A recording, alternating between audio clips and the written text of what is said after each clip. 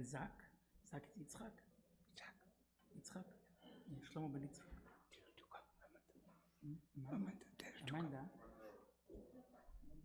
Nice name. Yeah.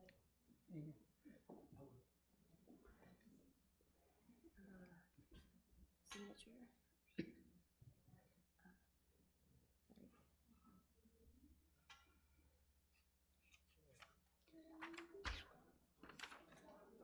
Signature.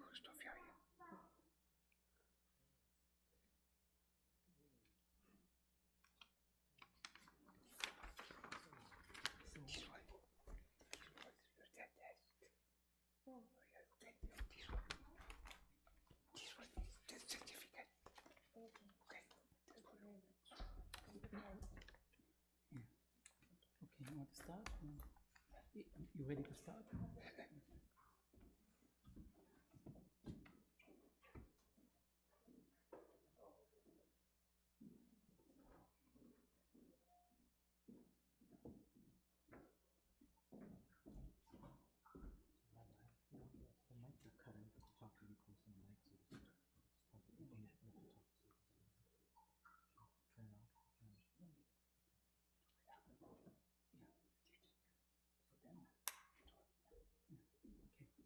Give me the knife. Can you do it with him? You'll do it.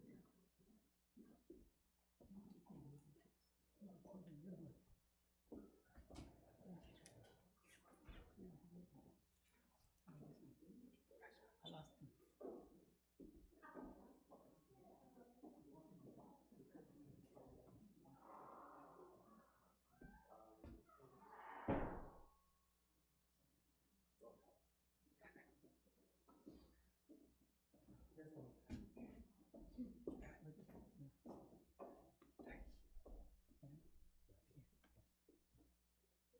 No, not yet. So the custom is to express the pain in the loss of our loved one.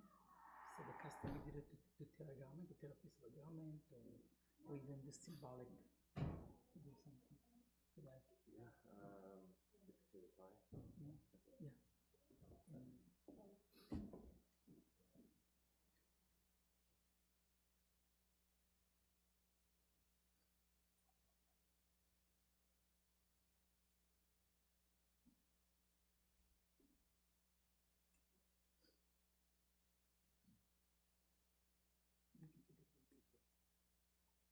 But no, you want to put something here? This one's okay? Sure.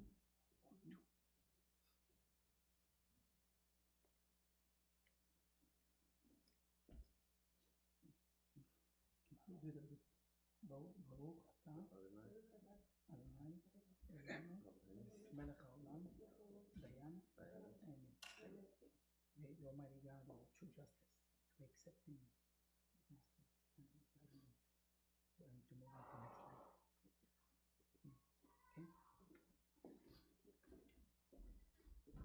Okay, so we're going to recite a chapter of Tehillim.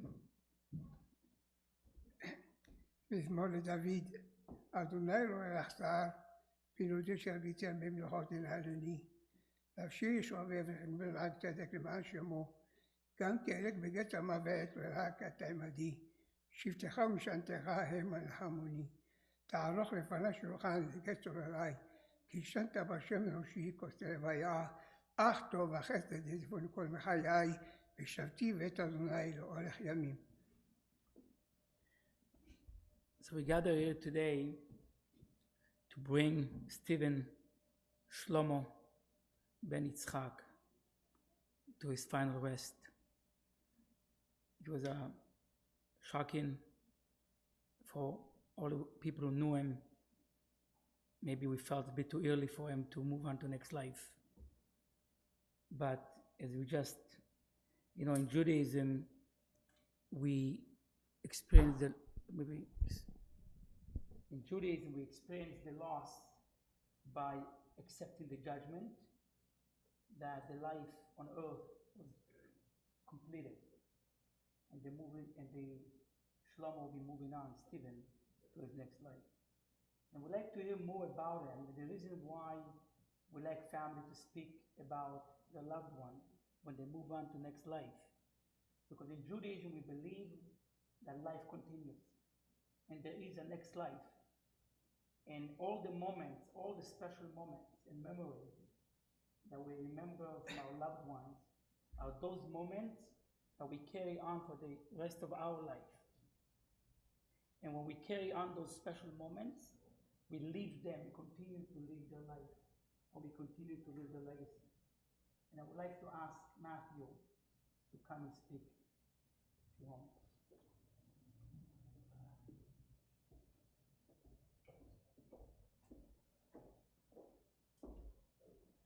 Want to use the mic or what to? Just a little further. Up to you.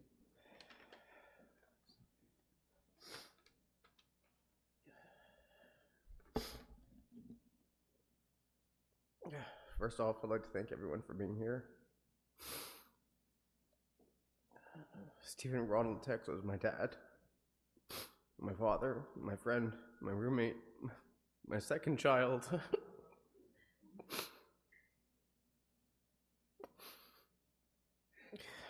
He was all of those things and more. My dad wasn't like any other person. He was kind-hearted and just wanted to make you feel at home. You'd worry about the smallest things just to make sure you're okay. He was loving, wacky, immature, and best father someone could have.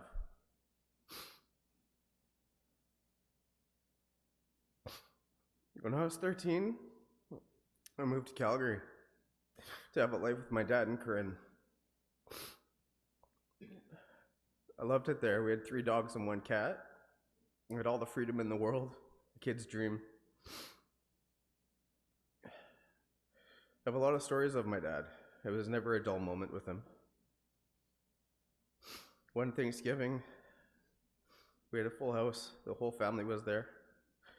Corinne, Penny, Donna, Neil, me, my dad, my sister. We had turkey in the oven. And all of a sudden, some grease spilled in the oven, and boom, there was a flame. In a frantic rush to put it out, Neil and my dad took out the turkey, singeing their eyebrows and hair. It was so funny.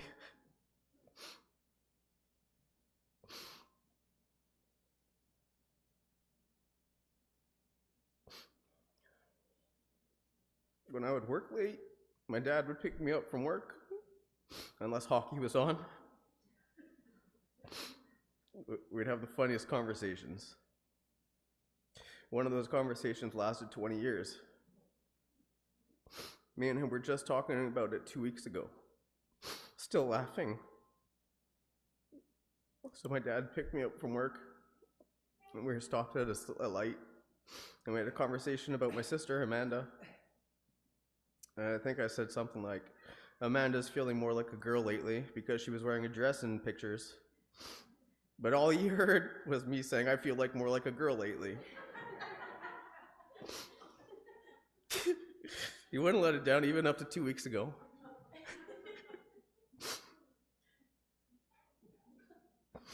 I have many funny stories with my dad. I'm grateful and proud of the man he is and was. Me and Amanda and Mason were everything to him. He just wanted us to be happy. Dad, I know you're watching over us, and we're all sending you our love from wherever we are. Thank you.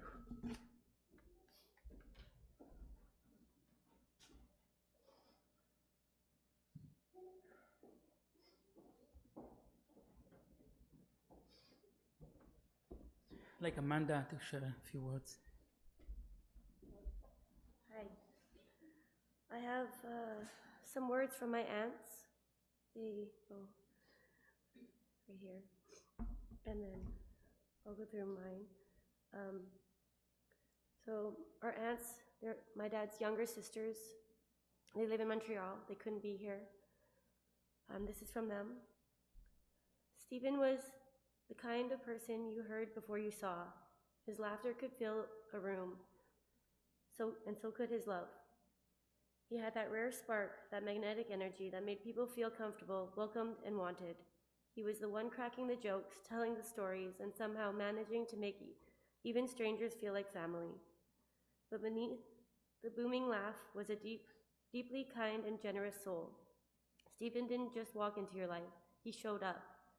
He was there for people over and over again. With a helping hand, with a warm meal, with his time, with his heart, and he never asked for anything in return. He believed in people, he forgave easily. He gave second chances. He put others first when he was struggling himself. He made life lighter for so many of us. Stephen loved hard. He loved his family, his friends, and his motorcycle community. And with that love, that warmth, is what we will carry forward. Because although Stephen is no longer with us in the way we want him to be, his spirit, his laughter, and his example live on in every single life he touched. May his memory be a blessing. And may we each live a little more loudly, love a little more fully, and show up for one another, just like Stephen did.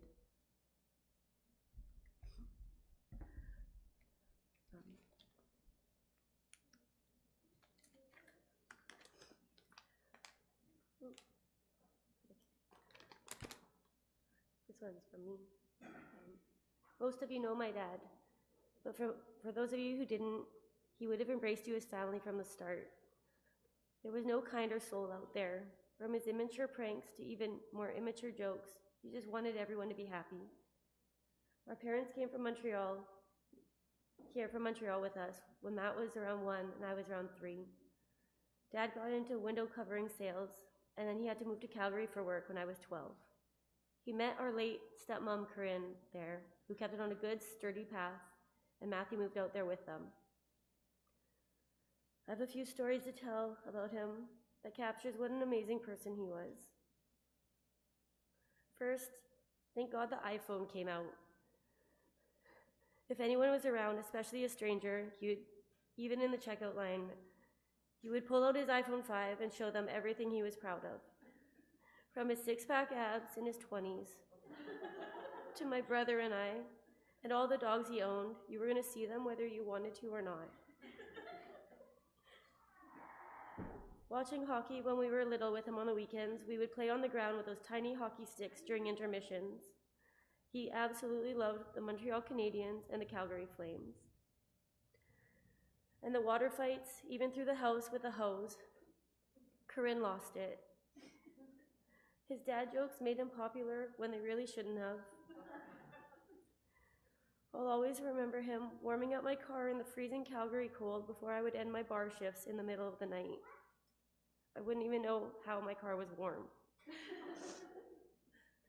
And no one could forget his 70th birthday to the horse races in the limousine with a stripper pole. He got on that thing and really showed his moves. My dad thought it would be a great idea to learn how to ride a motorcycle at 60 years old. He didn't know anyone to ride with, but he saw this guy down the street who rode his bike every day. Dad knocked on his door to say hi and asked if he could help him get his bike from the Harley dealership. Brent, that was the guy, he couldn't make it here today, he lives in Calgary, slammed the door in my dad's face. After a minute, opened it up with riding gear on and said they would go together, but Dad had to ride it home himself. Dad didn't even know how to ride the bike yet. He dropped it in an intersection on the way home, and Brent kept all the cars away, giving him time to pick it up. They got the bike home and became best of friends. My dad made a circle of biker friends that no one would ever expect my dad to be part of. He believed so much in us. We were his world and he was ours. No time will ever be enough time. My birthday, last Friday, was our last hug, and I want you to all hug everyone you love as much as you can. This world lost something truly special. I strive to be as friendly and loving as he was. He's loved by all of you, and thank you for giving your time to show it. Thanks for being here.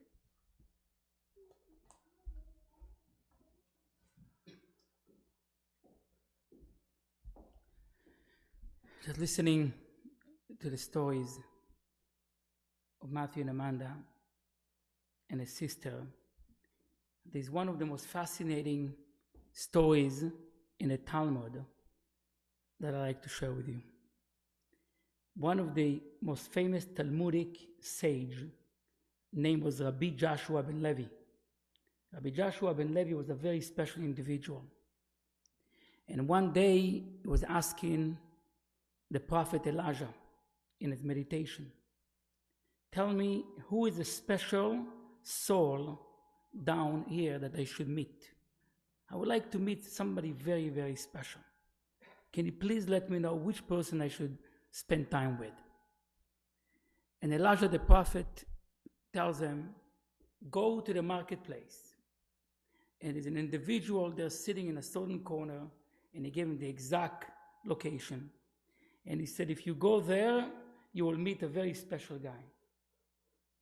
So he goes to the marketplace, and he sees a guy sitting there, and seems to him an ordinary human being. But from time to time, he sees this individual go to people, make them laugh, make them special, and go back to his corner. So he comes back to this individual. He said to him, tell me, what are you doing here all day? And he said, I'm here to observe the marketplace. And anytime I see an individual who needs love, attention, and a good joke, a good sense of humor, to make him or her happy, my job is to lift their spirit, to make them feel special. And this Rabbi Joshua ben Levi said, that's a very special individual.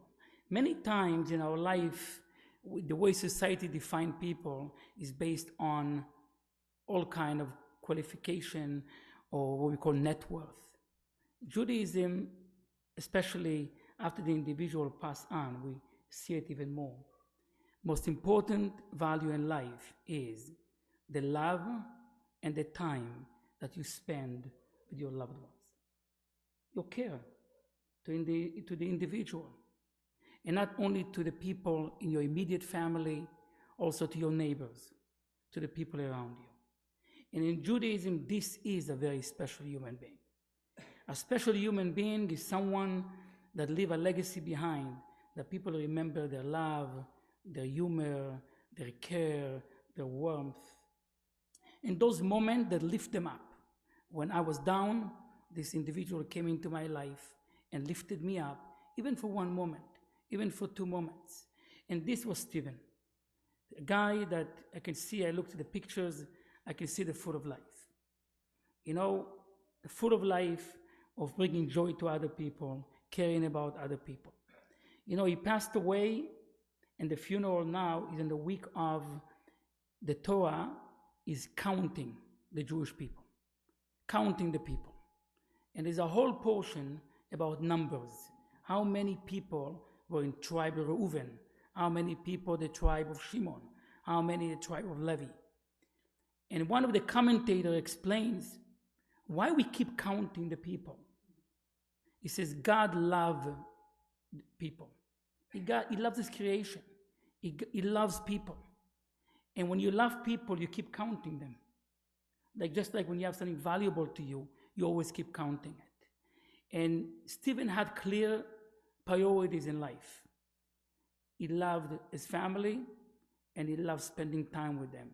Even when he got older, and maybe some people choose to move on to their next part in life, he made it clear that family is priority. And he left you all a legacy. A legacy that was important in life is to always lift up other people's spirit, be kind, be generous, spend time with your loved ones, be there for them, present, to be there for them. And that's the legacy left you behind for you to carry this on to your loved ones and to your family. And by doing so, you're bringing them back to life every single day of your life. Tehei nishmat Shlomo ben Yitzchak, tzora chaim, a soul of Shlomo ben Yitzchak be bonded in the bond of life.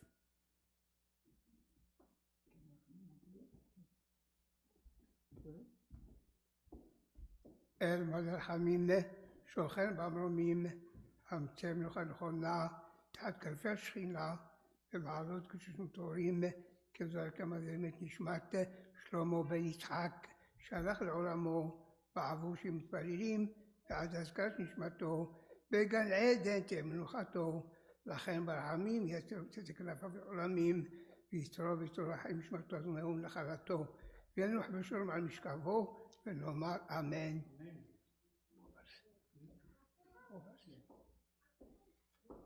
I'll get five, how many, five, six people on this.